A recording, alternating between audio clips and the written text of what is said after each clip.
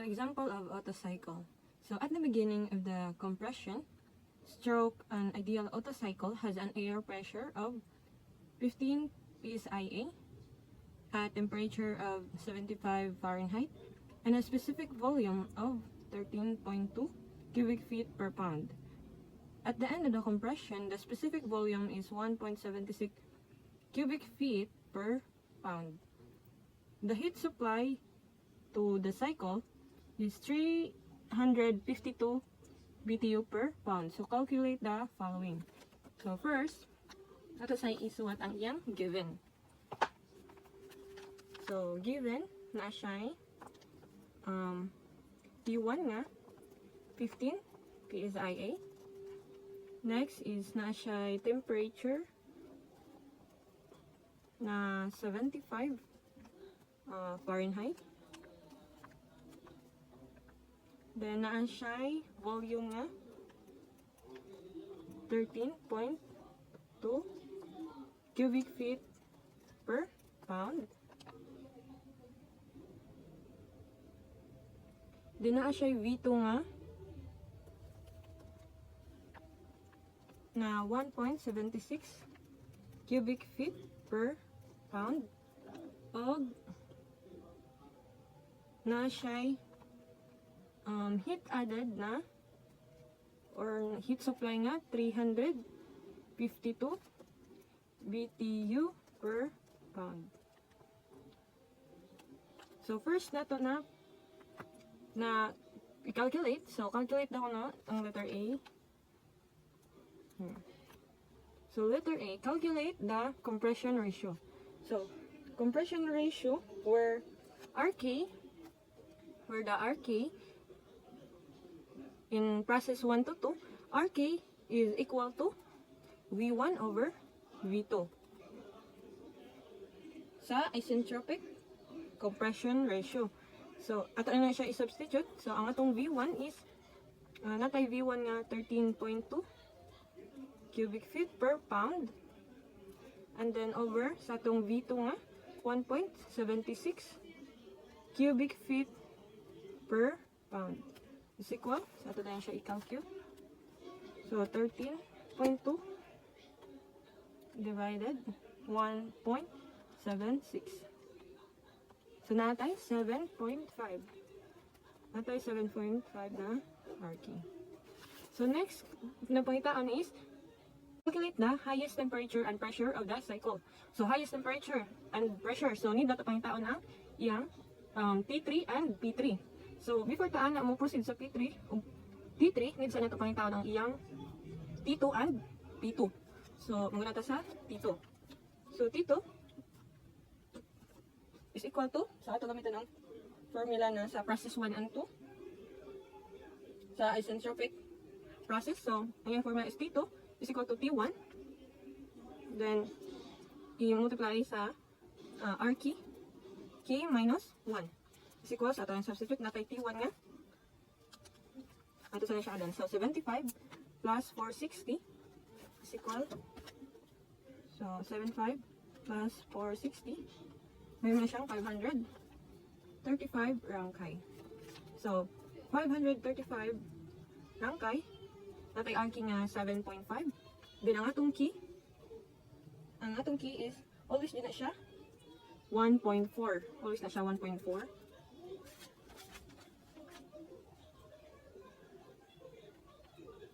Sa iyang ideal standard. So 1.4 din na siya. Minus 1 is equal to, calculate na to, 535. Multiply siya 7.5. Upper nga 1.4 minus 1. So natay 1,197, 1,197.78 rangkay. So mo ni siya atong P2. So natay P2. So mag-proceed na ta sa P2. So sa P2, pwede itong gamit ang formula nga PB MRT. So P2 is equal to MRT2. So kailangan tayo 2 over atong P2. So substitute lang.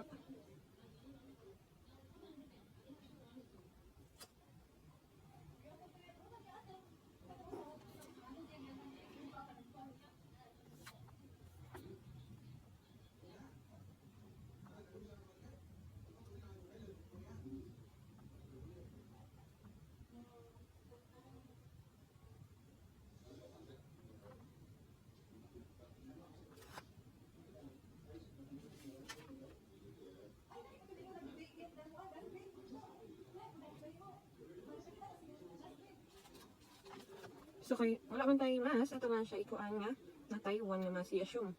So ang mahitabuan na nga i-assume. So natay 1 53 point ang atong R, which is kanon siya sa air. So natay 53 point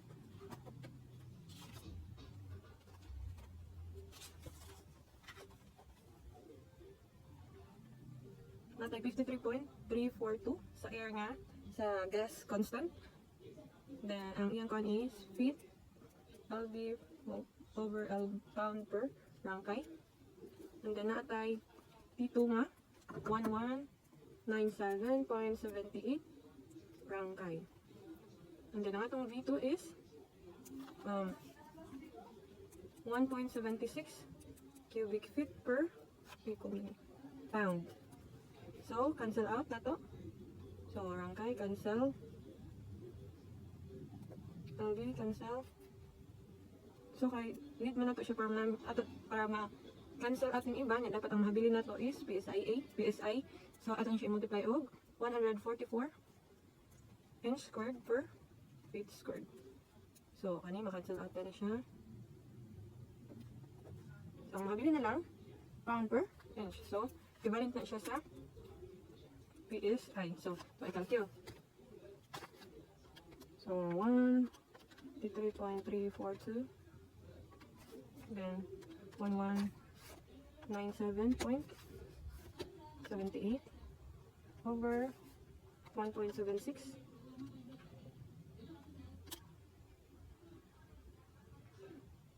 multiplied by 144.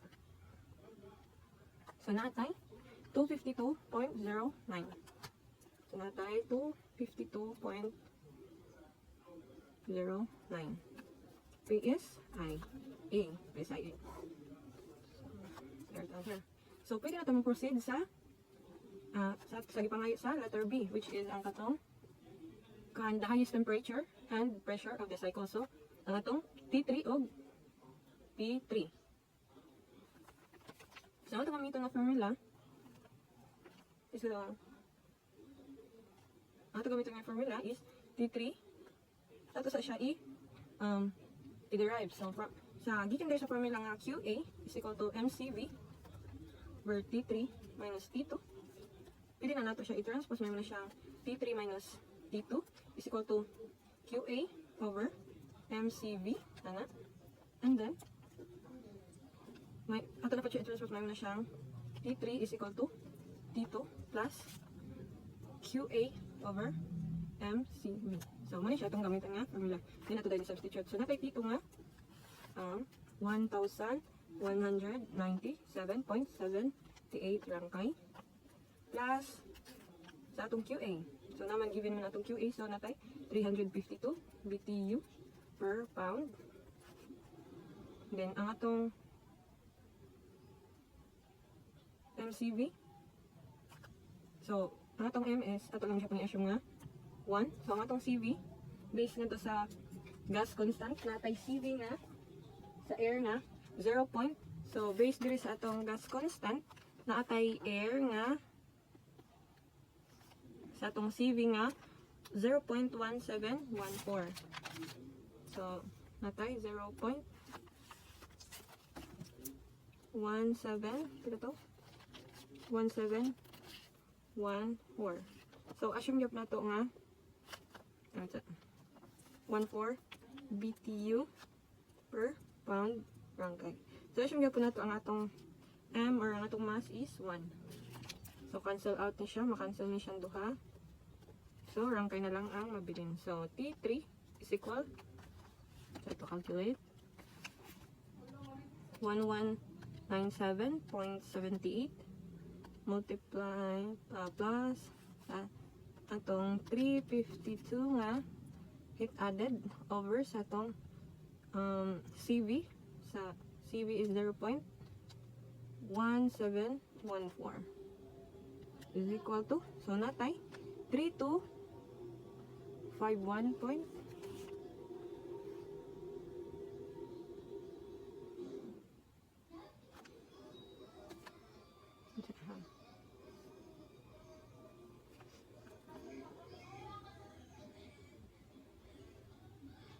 So natay dito nga 352 sakto ba?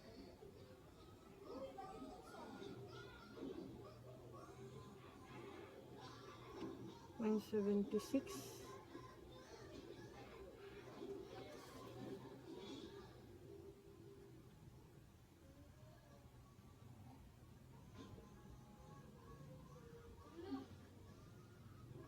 So not only wondering. 25. So nata answer nga 3256.25 rangkay. Nanatay T3. So next mo proceed na ta sa atong P3. So ang P3 atong formula is P3 is equal to P2 divided by T3 over T2. So ato na siya i-substitute. So natay P2 nga itong P2. So natay P2 nga 252.09 PSI A multiply by natay T3 nga. Atong T3 is 3256.2595 rangkay over sa atong T2. Ito atong T2. T2 na 197.78 rangkay. So cancel out nato sa ato i-calculate. So ata 252.09. So naatay T3 nga 3256.2529 over naatay T2 nga 1197.78 equal. So natay 685.32. So natay P3 nga 685.32 PSIA.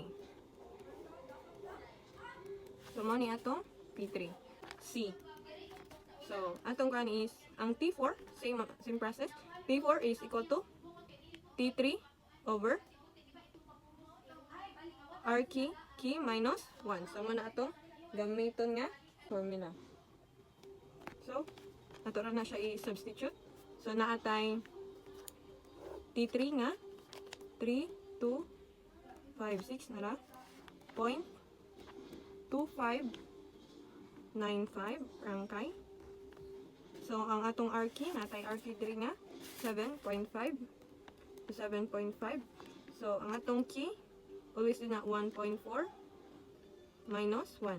So ato i-calculate. So 3256.25 na 95 over 7.5 1.4 raised to the power of 1.4 minus 1 is equal to, so naatay 1454.44 44 din siya 1454.44 rangkay. So muna ni atong P4. Next is atong kwaon ang P4. Next one na to is ang P4. So kay given naman siya naman tay T4 na ang constant volume man siya. So ang atong V1 is equal to V4. So kay constant man siya. So pwede ito mo gamit og PBMRT. So MRT4 over V4. So ang ato siya i-substitute. So same process ato gyud na mag-assume lang sa 1 sa atong M. Then sa atong R sa air is 53.342. 53.342. Ang iyang kuan is feet per pound per rangkay. Then natay T4. Ang atong T4 is 54.44 rangkay. Over, so ang atong V4 is equivalent ra siya sa V1. So natay 13.2 cubic feet per pound. So, cancel out. Nato yung cancel ang rangkay. Then, pound. So, ato siya i-multiply na siya og 144 para ma-cancel na siya. Ang makabilin na lang niya is pound per inch na equivalent na siya sa PSIA. So, 104 inch squared over feet squared. So, cancel out na siya. Cancel. So, ang makabilin na lang is inch per pound. So, or ko na siya. Or PSIA. So, ito sa i-calculate. So, 1, 53.342. 1454.44 divided by 13.2. Then, 144 is equal to, so natay P4 nga 40.81 inch squared or 40.81 PSIA. So muna siya atong P4. So next na kuhaon is ang iyang heat rejected or letter D. So ang formula sa heat rejected is QR is equal to, kung siya, is equal to MCV. So, heat reject man siya. So, T1 minus T4. So, ato siya i-substitute. So, mag-assume gyapon ta. Assume that ang atong mass is 1. Atong CV. So, atong CV sa air is 0.1714. 0.1714 for U per pound rangkay. So, then natay T1. Atong T1 is natay T1 nga 535 rangkay. 535 rangkay minus natay T4 nga 1454.44 rangkay. So, calculate nato. So, 1 0.171 then 535 minus 1454 napre point 0.44 is equal to, so naatay negative 157.22. So naatay heat reject na 157.22. So cancel out ang rangkay. So BTU per pound. So na ato reject. Next is ato na sad kuhaon ang calculate the network of the cycle. So network of the cycle, so letter E. So ang atong formula ato sa network is katong network is equal to QA minus QRK. Ang sa atong work na formula is QA minus QR. Kung matay QA, so ato sa ni siya i-solve ang atong QA. So, QA is equal to MCV. So, kay kuan man siya, hit added siya. So, ang ato ta sa T3 minus T2. So, assume gihapon na to 1. Ang atong CV kay 0.171 BTU per pound rangkay. Natay T3, atong T3 is 3256.2595 rangkay minus sa atong T2.